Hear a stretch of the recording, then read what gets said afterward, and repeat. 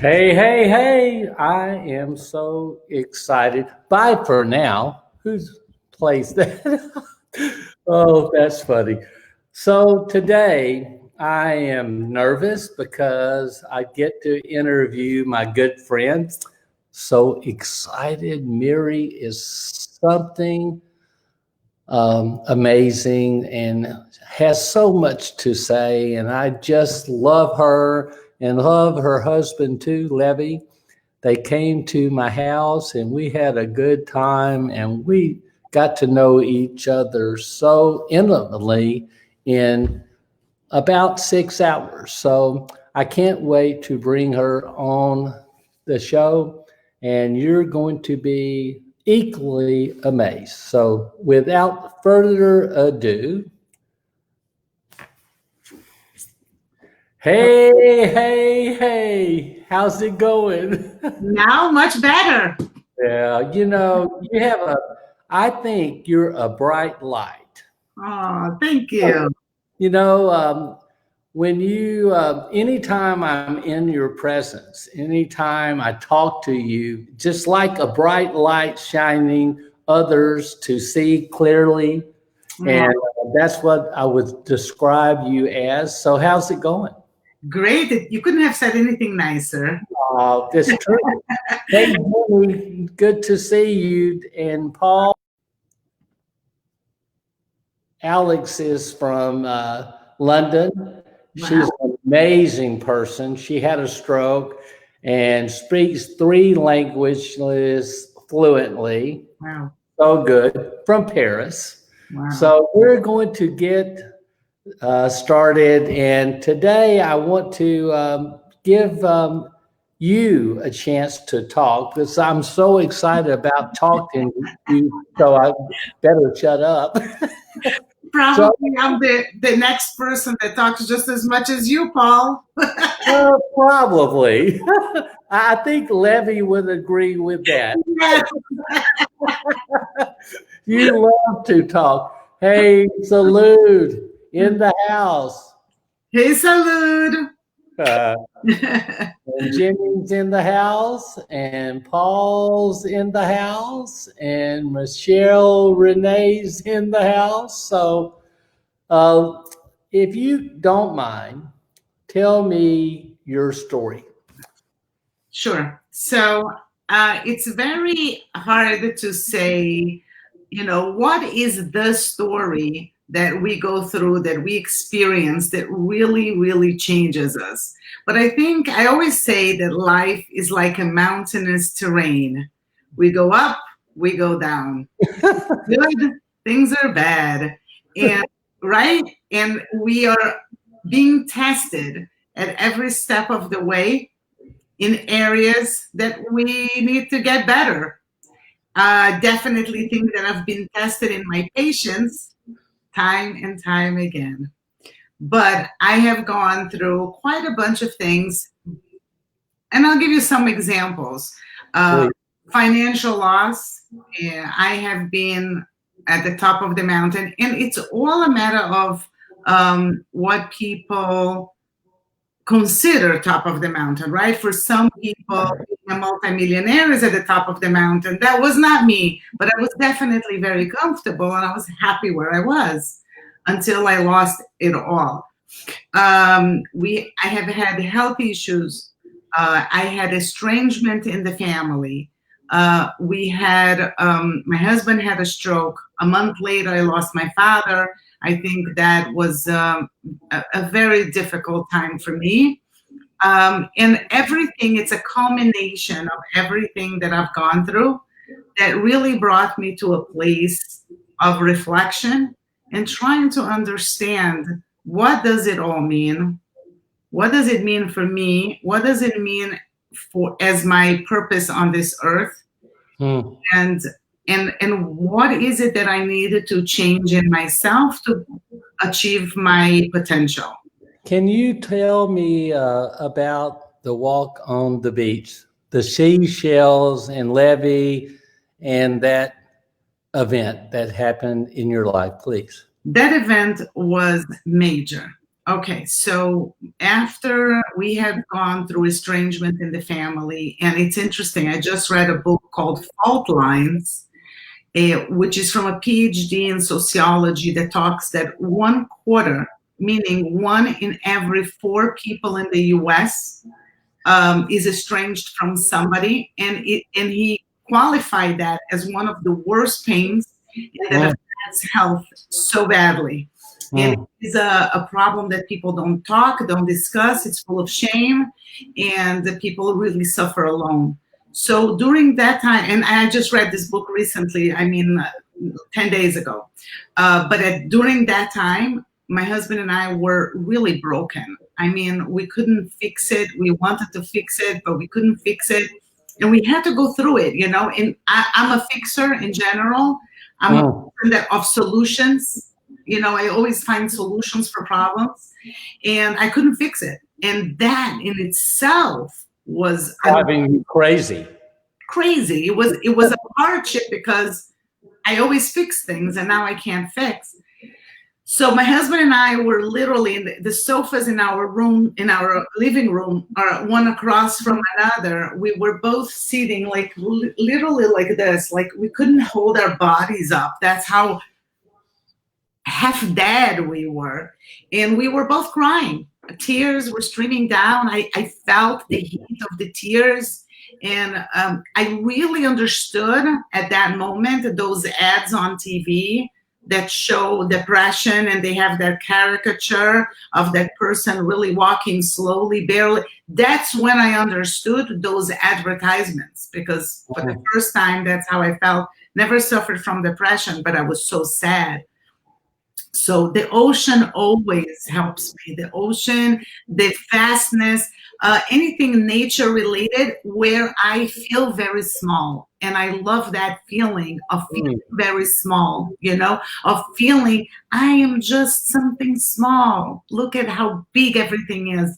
And I don't know why it doesn't put me down. It makes me feel better. Yes. So I thought the more, you know, yes. The vastness of the universe, the glory of God just all around you. Yeah. You know? And it also puts things in perspective. It puts my pain in perspective. It puts my problems in perspective. Instead of thinking of it as like this monstrous thing, it makes me understand that this is just a small piece of the pie, that I don't see the rest. So I said to my husband, let's go to the beach. I think it's going to do us better. And we needed all our strength to get to the car. And we get there and we go, and we're moving very slowly. And I'm not exaggerating in how heavy it was. And everything that I said, everything that came from my mouth that day didn't come from me.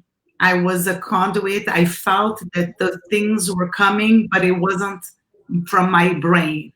God, you know, God-like. Right. You know? Yeah.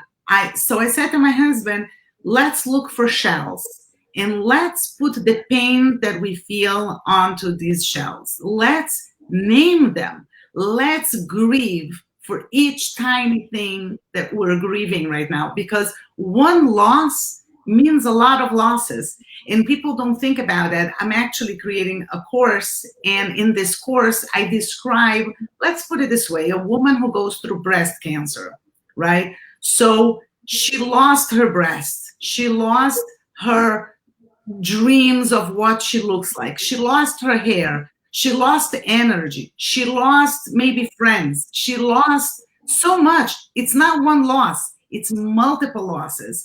And we have this custom, like we package everything into one thing, and we don't take time to properly grieve and properly say goodbye to all the multiple losses that happen within one loss. And by taking the shells and naming those losses, we were grieving for every tiny bit of what we had lost. It was dreams, it was connections, it was events, it was trust, whatever. There were so many. So we were walking and we were collecting shells, and we were, bringing the shells to our mouth, and each one was saying to the shells what his pain was. And then we were throwing it. Did you physically say it out loud? Yes, we said it. We said it. This is for the disappointments in the people that I thought would be there to help me and were not. I need to do that. You I need need to do that. But it was very powerful. It was very cathartic, and it was very healing, and I was loving me. I was recognizing my pain, and I was saying, and it's okay to cry, and it's okay to feel for every little tiny part of that adversity, of that hardship that we were going through. And then we threw it in the ocean, and I cannot even explain to you. And that's why that day was really magical, because immediately we felt a little stronger, to the point that I told my husband, let's walk on the shore. And if I tell you, we didn't have before the energy to do that walk. We barely got from the car to the ocean. So for me to say, let's go for a walk, a miracle already had happened, because we needed that strength that we didn't have. So we start walking, and while we were walking, I told my husband, what if we have been trying to get out of our problem? We have been trying to solve our problem. Hey, Mary. Yeah. One second. Welcome, Amanda, newbie here. Good to see you, and I hope you enjoy the show. So good to see you. Continue. Sure. So I said, because as a problem solver, as I am, as my personality is, I want to shorten the period of pain. I want to shorten right? This is what I do as a problem solver, as an entrepreneur. Everything that I've done in my life, I was always a problem solver. That means there's a big problem, I'll make it into a tiny problem, I'll take care of it, and then it's done. And we move forward, right? We're shortening the journey. And I told my husband, what if the point is not to fix? What if the point is to go through and feel it? Maybe maybe that's what I have to do. Maybe it's not about solving. Maybe it is about feeling and going through it. Maybe that is the test. So we try to shorten, we try to solve it, and it's impossible to solve it because we need to experience it. And I said to my husband, we have been praying so much for a solution. We have been praying so much for the pain to go away. Maybe we need to change the prayer. Maybe the prayer needs to be, God, give me strength to go through what you want me to go through. And I accept it with love. I accept that you know it all and I don't know anything, that I don't see the big picture. But I beg of you to give me strength, because right now I don't know that I have it. Wow. And we felt a breeze behind us pulling us. We started walking in a different pace. Wow. And that was the beginning of, the work of embracing the pain, embracing what I was going through, and trying to introspect and analyze what's the message, what's the point, what's the purpose in all of that, and being grateful for the pain as well. When you were going through that adversity, with everything that was going on in your life, loss of relationships, loss of trust, financial loss, did you ever get mad at God? I don't think I got mad, but I definitely had some tough spoken words. Meaning, are you freaking kidding me? Like, hadn't you have enough? Like, I have this. Move on. I have this open relationship, and I say beautiful things, but if I'm pissed, I will explain that as well. I can't believe that, Mary. Bring Levy in. Can he verify that for me? Oh, so how did you come across Kintsugi?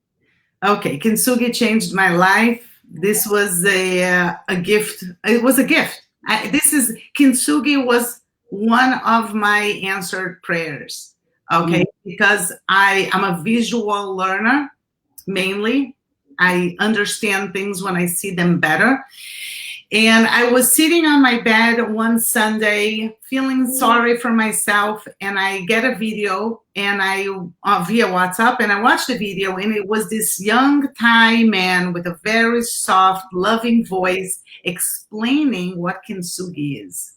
How did you get it? A friend of mine WhatsApped me this video. So I got it via WhatsApp. I was even a little bit upset with the person who sent me, but I said, I'll watch it anyway. And they're done that. Yeah. And then the video, it was the first time that I saw Kintsugi. Here, for people that are here and don't know, Kintsugi is the Japanese art of mending pottery.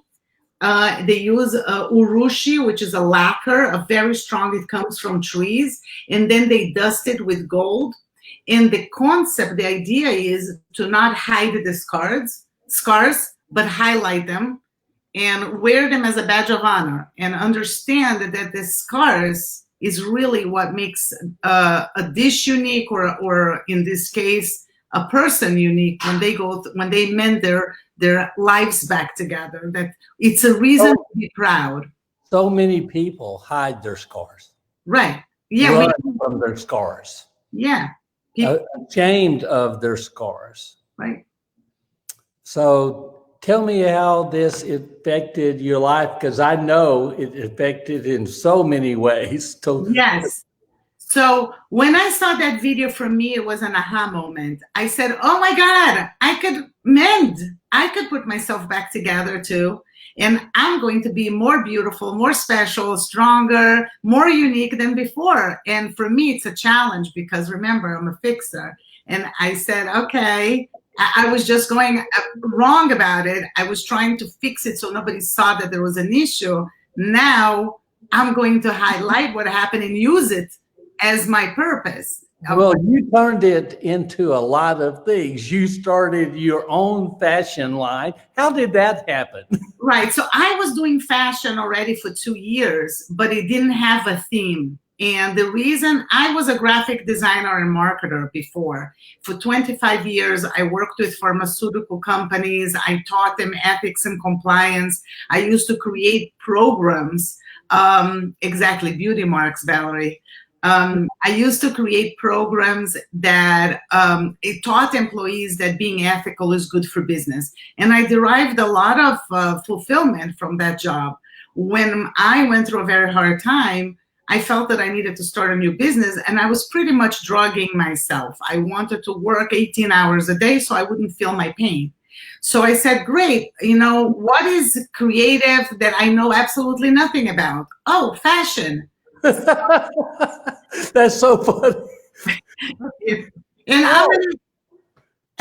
something I don't know anything about as a way of getting better. Exactly, because I'm going to learn it, and I'm an entrepreneur. I love to start something from nothing. I love to create something new. I love to build. So I started, it was like that. I started a leather handbag company. And after a year, I was selling, but I knew that I wasn't going to grow it where I wanted because I didn't have the money to promote the brand. And people like branded bags. So right. I changed it to clothing, but I was not fulfilled because I'm not a fashionista. I always say fashionista. I'm totally not. If I had to describe myself as a piece of clothing, I would be jeans overalls, and I would for sure be barefoot, and maybe I wouldn't close both sides of the overalls. I think one side would be open. That's me. That's why, Paul, when you say that you're in Tennessee, I'm a little jealous. Ready? You I'm ready? ready. I'm Fashion statement. So you're a man of my own heart. So so when I saw that video and I realized that I could heal, I had an aha moment for my business as well. I said I'm going to do clothing with the gold star with scars, and I'm going to create a brand that is going to empower women to heal. Wow. Yeah. Now, what came first? Did you go to Japan and study, or did you start your business first? What came first? I started the business first, and actually, I had tickets to go to Japan in March, and we had to cancel because of Corona. So we've never been to Japan. I did go to New York, and New York, right. and I met with a Tell me about what? that. Tell me With about the that. Kintsugi master in New York. Yeah.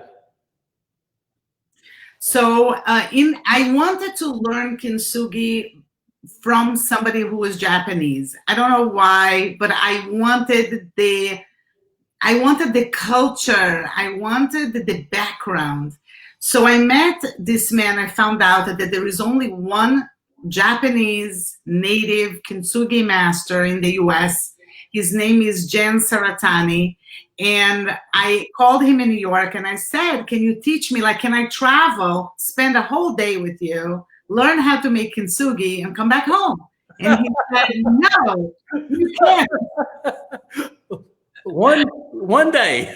Yeah, he goes, no, because the point of Kintsugi is patience. Remember? My kids would say to me, if you scared patience to death, you wouldn't have any anyway, because you don't have the first P in patience. I want it now. I said, why? I can't learn it in like a day, what you've been doing for generations. I ended up going there just to interview. I spent the whole afternoon with Jen, and we talked about Kintsugi, about what it means, about the labor of love, and we talked about it. So I started the company first. I make the products in Italy and Portugal. Can you answer that question? Where can I go to find your brand? Sure. So the name of the brand is Mika Fashion, and you spell it MIKAH fashion.com. MikaFashion.com. I'll put it in the show notes before we're through. So beautiful clothes, by the way. Thank you. Thank you. And I just want to say something very interesting, because when I started it, my parents were like, who buys clothing because of a theme of healing? They thought it was kind of crazy. And it's amazing how the people who buy, and sometimes they buy in stores, not from me, but they write me a message later and they tell me how empowered they are to confront their day when they feel I could do this, it's okay, I could do this. Yeah. Representation of anything is important. If you represent strength, you feel strong. If you represent healing, you'll feel healed. Exactly. Representing what you want, desire, is amazing. So I had to see myself well before I could get well. Oh, yes. 100%.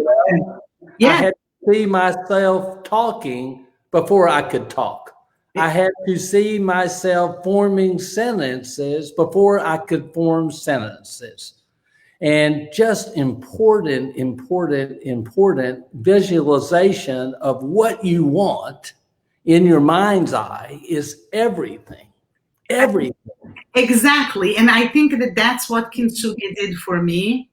It was to see the potential of me healed as better and improved, even though I would have those scars. Yes.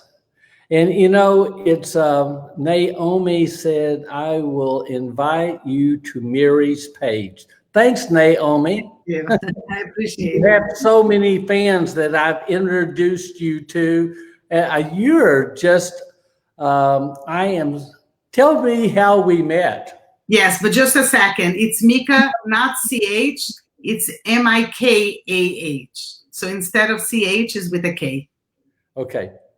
How we met. So we have a common friend, Matana Jacobs Popko, who I met her because I was doing a live with the therapist, and she came to the live. She loved the messages that I was sharing, and she reached out. We set up a Zoom meeting. It ended up being a 4-hour Zoom meeting. We left feeling like sisters, and not too long later, Matana is an amazing person. So amazing, so giving. So she's on the back of my book as one of the people that I'm grateful because she introduced me to you. Oh, and she said to me, you know, because she knew also that my husband had a stroke, and she said, you're gonna want to meet Paul. And I went right away, and I just became addicted by your messages, by your spirit, by your light. And I said, I need to meet you. I want to go to you. I don't care where you are. I'm going to drive to you. You did. I did. And you said, I'm busy. Yeah, and brought food. And you said, I'm going to be traveling. And I said, well, I'm going before you're traveling. Where are you from? and my husband and I drove, and I think we were together for 7 hours, Paul. What a glorious day. You know, that day was very important, very meaningful in my life. Meeting Levy was a godsend to me, and I just thank you so much. I'm the one that has to thank you. It's amazing when you have this congruence come together. Mm-hmm. You don't know why sometimes. Andy Heck introduced me to Matana. You were introduced by Matana to me. I met Lucy Lynch by you. Right. One thing led to another. And I believe we're all going to do something. It's in my spirit. I told you that. I know that. I don't know. I do. I don't question it because I've already accepted it, and I'm looking forward to it. Can I tell you something funny? I'm going to tell you something funny. I'm going to share it with everybody here. But you, because you met me and Levy, you are not going to be surprised. Oh, I think did I tell you how? Oh, I did tell you. Okay, but now I have to tell everybody. How I met my husband and how I proposed on our third date. But what reminded me now was because you said I have accepted. I don't think I gave you much of a choice. It reminded me that I didn't give my husband a choice. So for everybody, I met my husband on a blind date. I came back home from the blind date. I was by my aunt, and I told my aunt, if he won't propose, I'm gonna die. So then so we had another date. And then I was like, oh my God, how this could take a long time. So on the third date, I decided I'm proposing, and that's it. I'm grabbing him. He's mine. And I did. And he felt he had no choice, you know. So tell me about this amazing thing you do. Okay. Now, really, I want everybody to know that I have watched everything I can get my hands on that you did, because the stories of women that had gone through so much, I just have to watch it with a glass of wine or whiskey, tissues in hand to get through it. But these people, these amazing women, I feel privileged that I don't know what to say. I'm the only guy that's been on the show. There was gonna be a few other guys, but already scheduled. But you were my first. So, but tell me how you came up with this podcast, this amazing thing that you're doing. Mhm. Tell me about that. Okay, so when I found out about Kintsugi and I changed my company, Laura, it's really kind of crazy. I'm kind of crazy. You are. So I'm embracing it. Okay, so when I found out about Kintsugi and I found out that I could heal, that I had the potential to heal, and that I could become better, I needed to learn from those who had done it. That's how I work. I go to those who did it, and then I go and I pick their brain. How did you do it? So I decided that I was going to interview thrivers. I was going to find people that had gone through major adversity and considered themselves joyful. They were thrivers. And I have been interviewing thrivers, Paul, for 2 years. And Wow. I wrote a blog. I shared. How did you find them? If I say that, I really not trying to be super woo-woo spiritual, but I'm telling you that God brings them to me.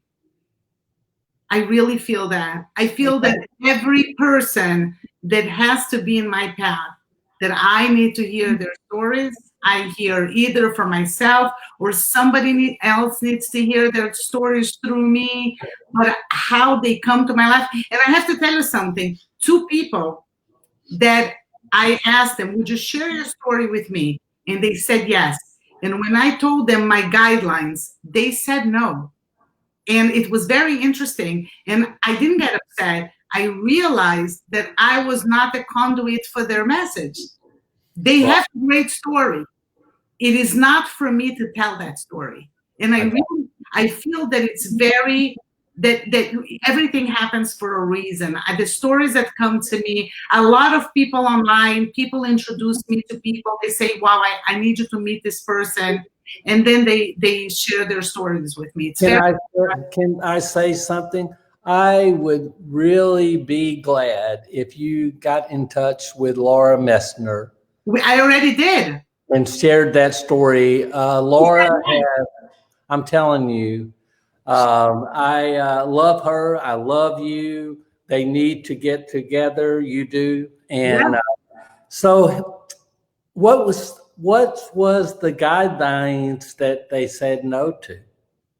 I have a very strict policy of no influencing people with politics or religion. I am a person of faith. I don't talk about my faith. It is about God. It's about a higher power, but it's not about my faith or your faith or their faith. And it's never about politics. If either of the one is a crucial part of the message, it is not for me to give, because I don't do anything that could be divisive.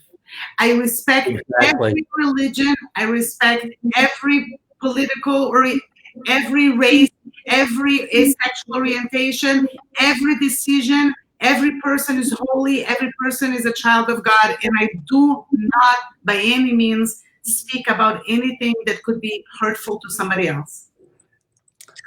I am so proud of you. Tell me how you really feel about it. Be a little more forceful in your statement. This is my values. I don't steer from it. It is, I will not participate in anything divisive. Yeah.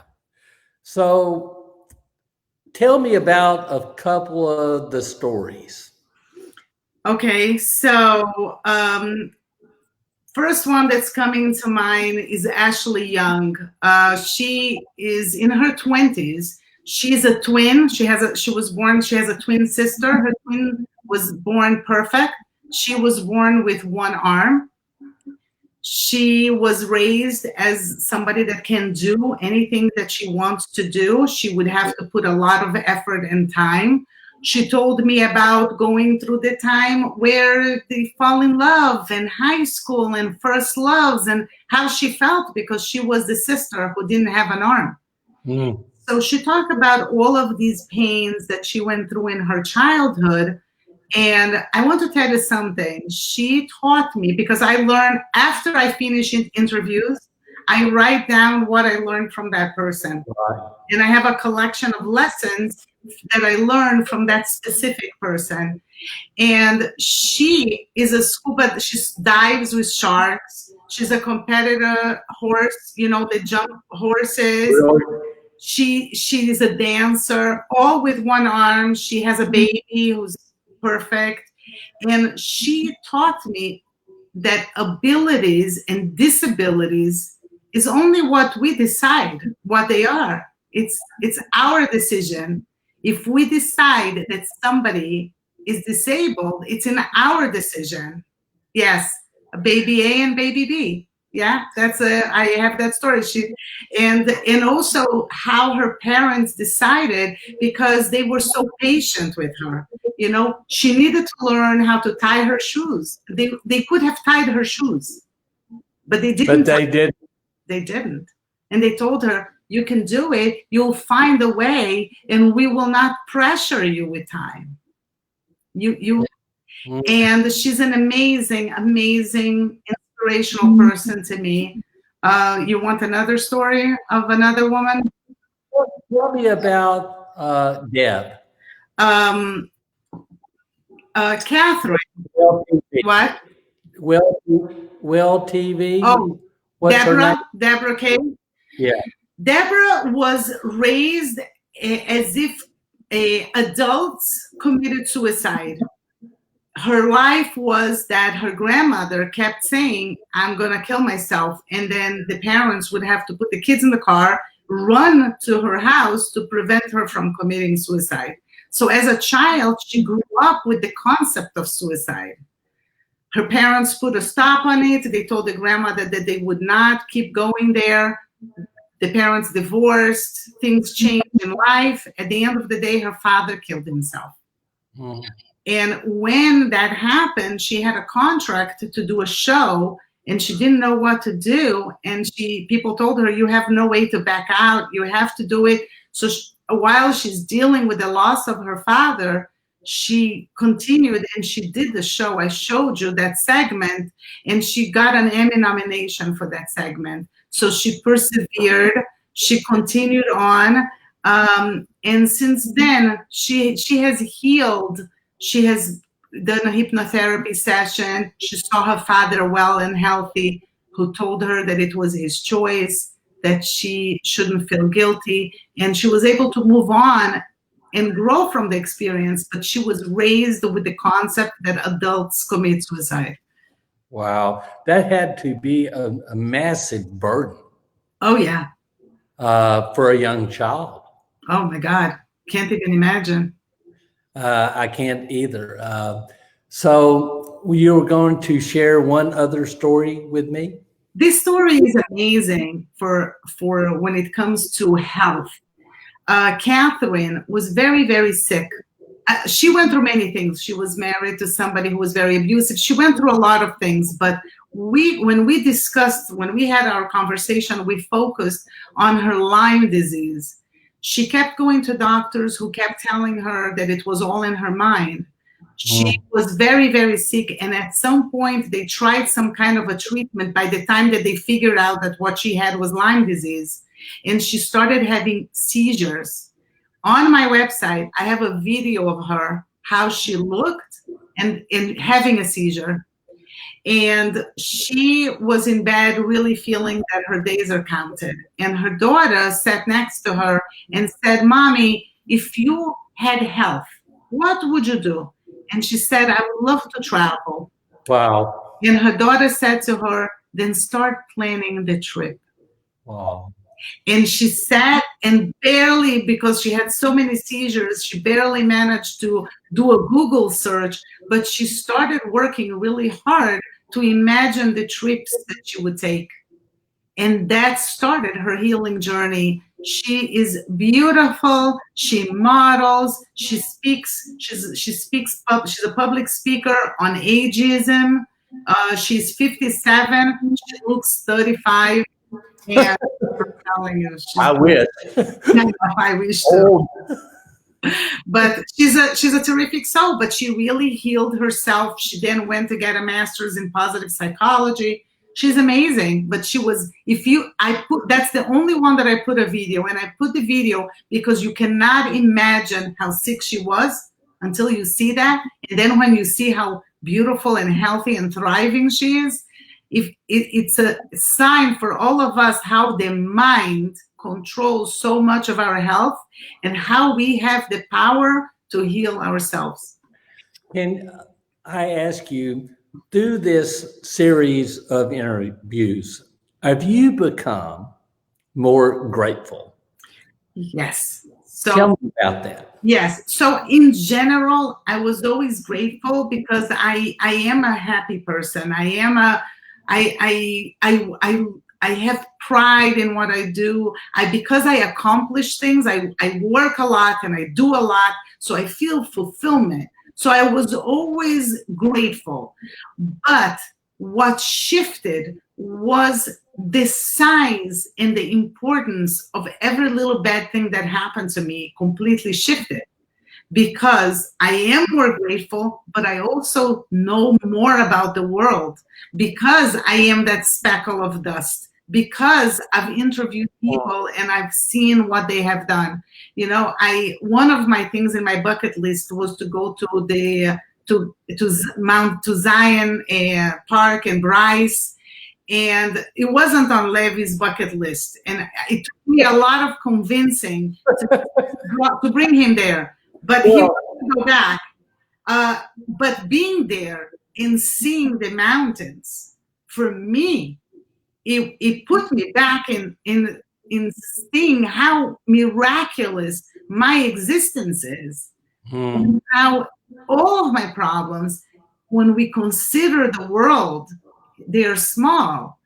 And you know, we just need to make the effort to grow through them and go. So my mind shifted, and I'm able to more calmly handle the things that come my way. Amazing. That brings me to the book. The book. The book. The book. The book. I am so glad. I was honored when you asked me to write the foreword to the book. First of all, I can't say foreword very well, so I have to, the preface. Can you read what I wrote about you? Oh, I don't have, this is I can, hold on. I would have to go get the book. This is just a mock-up. Hold on a second. Levy, you're needed. It's okay. So I'll just talk about this book is so amazing, and I ordered 5 copies, and I'm going to order some more, but I want to give it to my friends that has anything that has to do with depression, sadness, adversity, healing.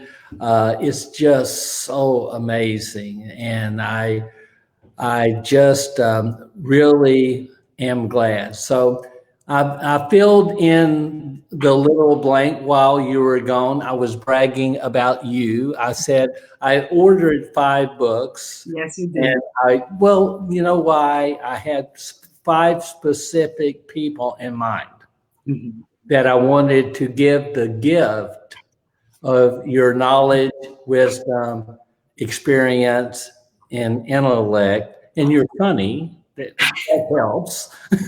So I called Miri and I said, Miri,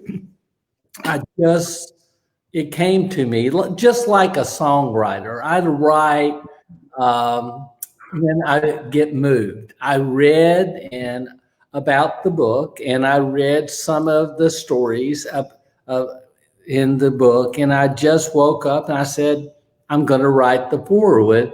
And I wrote it and I sent it to you in about 15 minutes. So uh, if you do, please. The premature burial of a human spirit before actual death is one of the most distressing things to encounter face to face.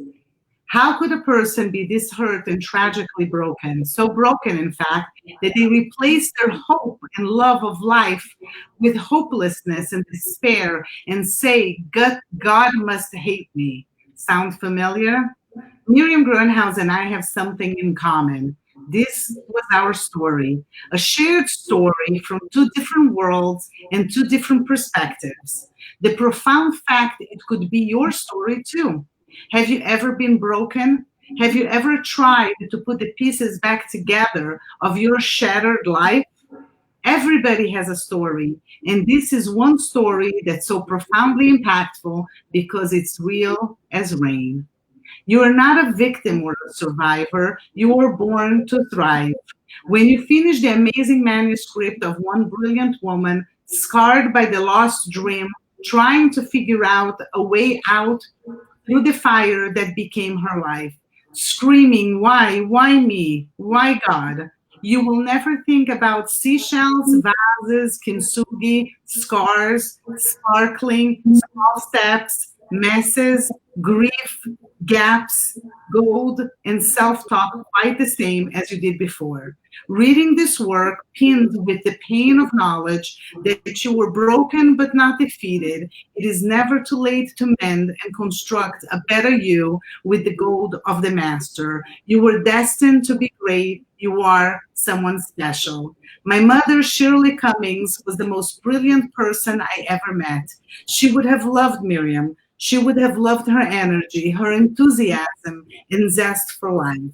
My mother said many times, nothing like a woman scarred that lives to talk about it. What a difference they will make with all the scars in hand, bathed by adversity of their pain, tendered by the sadness, only to come out victorious, standing tall for all the world to see.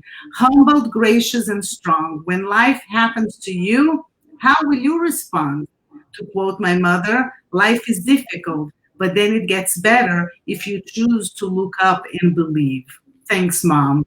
I think God has his hands on the pen as Miriam wrote this manuscript. He gave her the special insight required to understand the women she interviewed, to get inside the women's pain, to really listen and to develop a deep level of understanding. In some ways, she wrote their story beautifully and eloquently, and with stories that touch the soul with inspiration.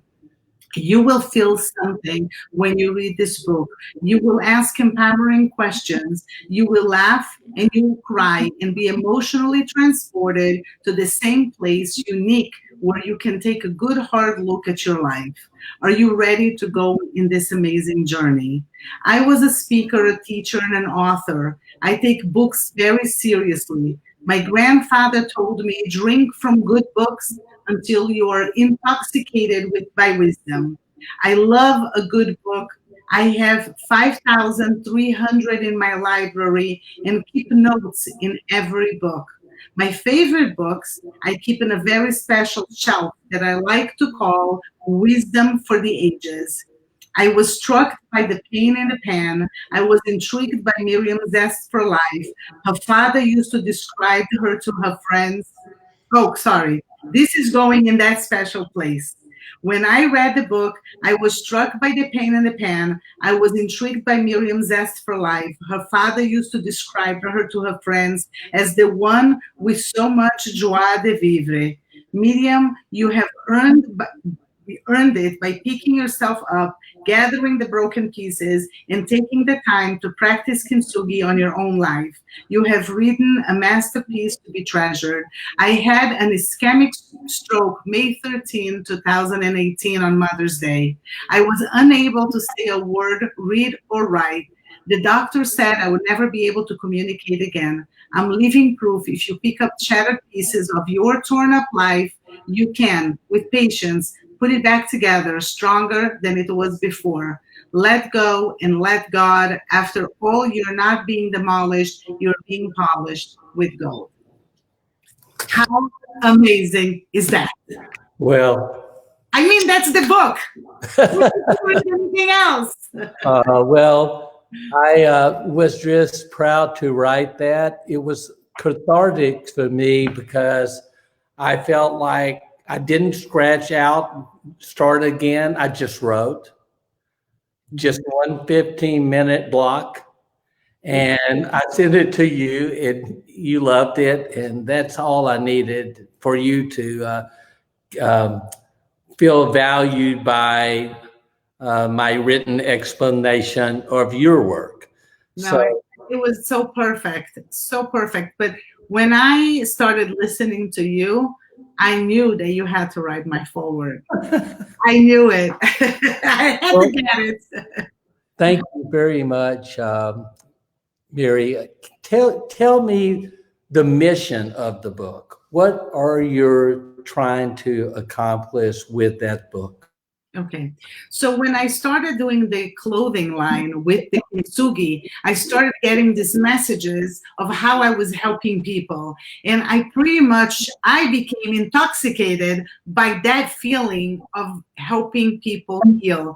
So I was doing that through clothing, and I really felt that it was time for me to step into what I'm here to do, which is help more people heal. So I decided that I needed to write a book, but the book was going to be the very beginning of the process, because I personally don't believe that anybody can heal by reading a book. But I hope that the book It's can... a catalyst for growth. Exactly. Change. Exactly. So and there are different messages that needed to be heard by different people. I hope that the book will reach the right people, that the message rings a bell, and that starts their healing journey. I am creating a course that's going to be the continuation, that's going to be, okay, do you really believe in this? Do you want to do this?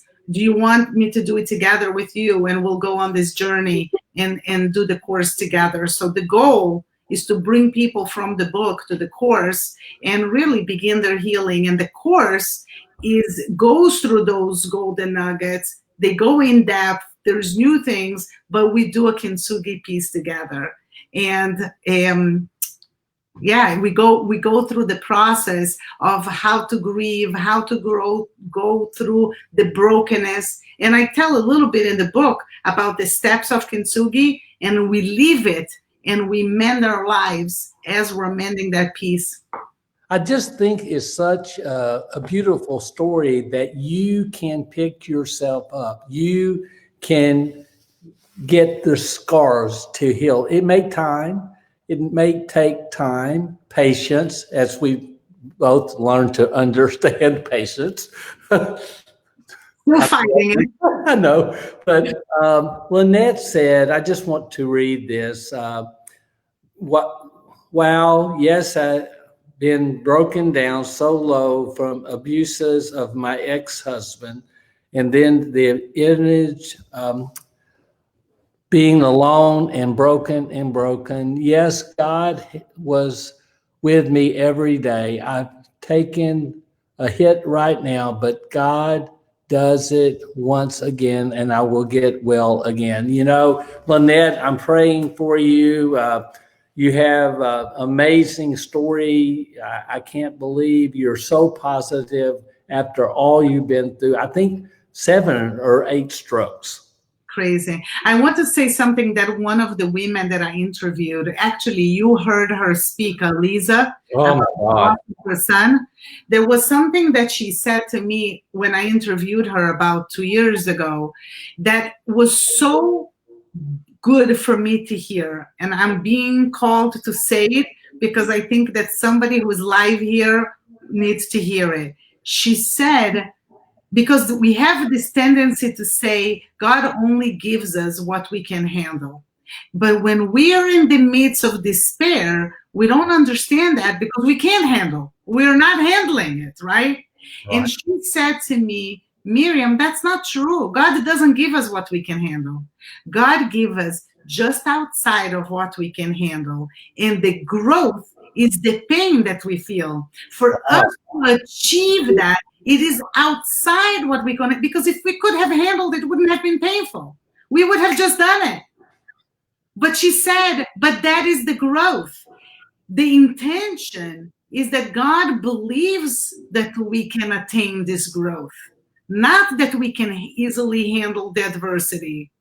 So that sentence shifted my understanding of how to handle my difficulties in my relationship to God, because it wasn't like, I don't get it, I can't handle it, why are you doing this to me? But it was, wow, you believe that I can grow even more? You believe that I can attain this? Well, if you believe, then it must be true, so I'm going to do my part. Wow, that's just amazing. I really glad you shared that, because I needed to hear that too. Because when all this happened over the last 3 years, and you and I have talked personally, professionally, it's hard. And sometimes I feel like, okay, it's been enough. So, I get my house sold, the storm comes and destroys my house. I have to fix it again to get it sold. Just know, I go to Winsboro, to my parents' place. The storm comes, follows me. It's so difficult to understand that life is difficult. And you have to take stock of that difficulty and learn and grow. It's hard. Right. And one of the things that I say in the course, and I think I mentioned that in the book too, is that we believe that we're going to arrive, that we're going to achieve.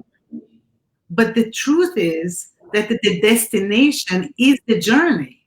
There is no destination. There is no there. I say it all the time. When you get there, there's not any there. You're just looking. When the fog clears, you're looking at the next mountain. Exactly. All the time. It is the path. So you are there right now, and you choose what the destination needs to look like it, and you make it right now. Hey, listen, Amanda said, I think your brand was made for me. I'm a survivor of a gunshot wound to the head. This is so inspirational. Oh my God. I'm having difficulty putting my pieces back together. I'm so happy to be a part of this. That's what we did the show for.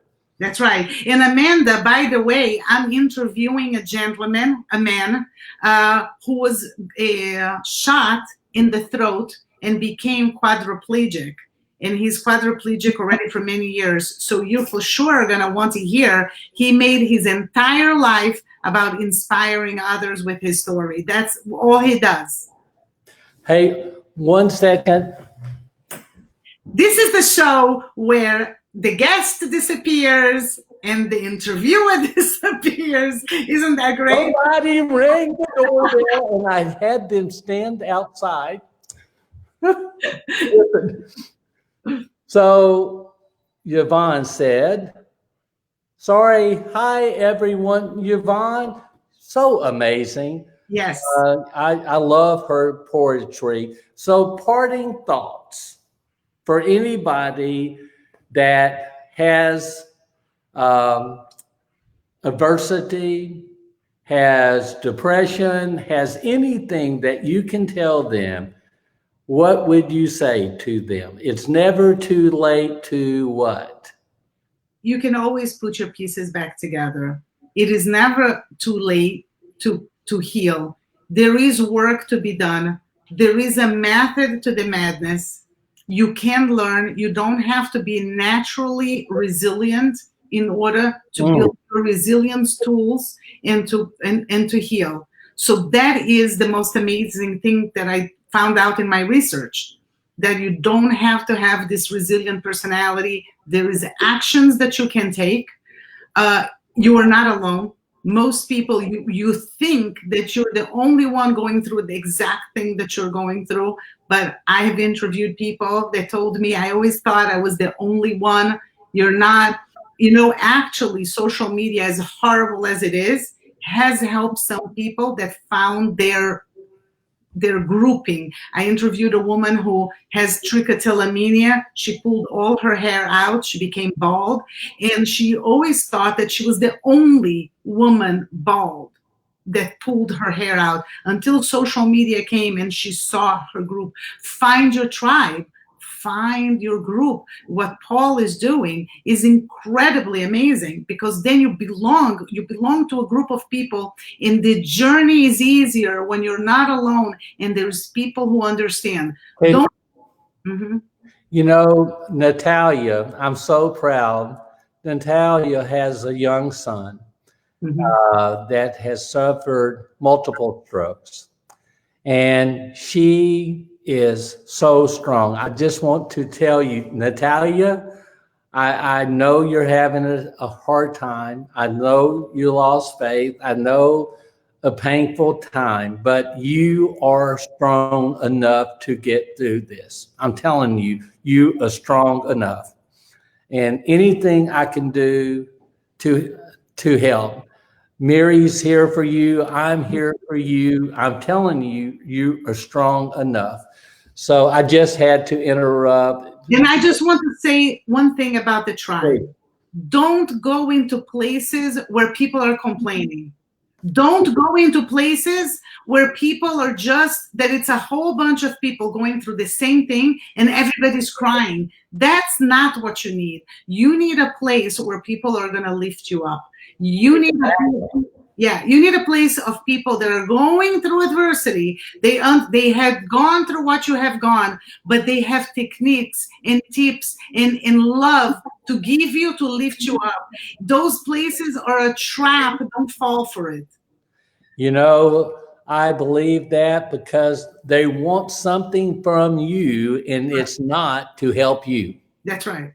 Exactly. So, Mary, I can't believe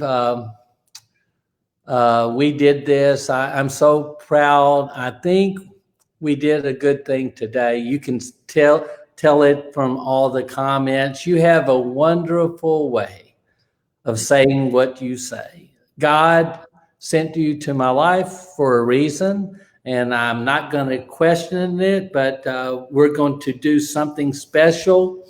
Until next week, I hope you'll be blessed. I hope everybody that listened to this show will watch it again. There's a lot of valuable nuggets in the show.